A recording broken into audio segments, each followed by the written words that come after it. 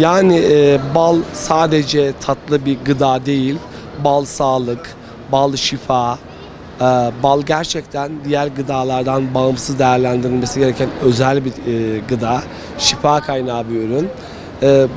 Bu güzel şifa kaynağı ürünümüzü de fuarlar aracılığıyla Şanlıurfa'mıza gene getirdik. Şanlıurfa'da onlarca, belki yüzlerce bal dostumuz var. O bal dostlarımıza Gümüşhanemizin yayla ballarını getirdik. Yani aslında bizim sağlığımızı belirleyen en önemli etmen tükettiğimiz gıdalar. Dolayısıyla sağlığımızı düşünüyorsak mutlaka en güzel, en temiz, en sağlıklı gıdaları tüketmemiz gerekiyor. Artık bunu herkes biliyor. Maalesef raf ömrü uzasın diye kullanılan kimyasallar metabolizmamızı bozuyor, vücut dengelerini alt üst ediyor. Onun için mümkünse üreticiden tüketiciye olan natürel, doğal ürünleri tüketmemiz gerekiyor. Biz Gümüşhane'den geliyoruz. Gümüşhane ürünleri satıyoruz. Gümüşhanemiz pestiliyle, kömesiyle meşhurdur. Fındıklı, ballı sarmalarımız, pestillerimiz yine buradadır zaten. Keçi boynuzundan var, dut pekmezinden var. Buraya Şanlıurfa halkına hizmet için geldik.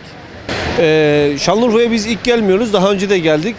Yeni gelmedik, geri geldik diyelim. Şöyle söyleyeyim. Biz Şanlıurfa insanı bizim oraların yöresel lezzetleri seviyor. Gümüşhane ürünlerini seviyor. Pestiliyle, kömesiyle olsun. Bizim ürünlerimizden memnunlar. Fuar alanına katılım da bunun için iyi şu anlık.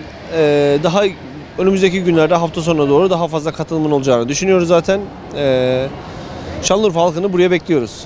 Şöyle söyleyeyim, ürünlerimiz tamamen doğaldır. Kendi imalatımızdır. Kendi iş yerimizde, kendi şeyimizdir. Hiçbir katkı maddesi yoktur. Elimizden geldiğince en doğal ürünleri yapmaya emek gösteriyoruz.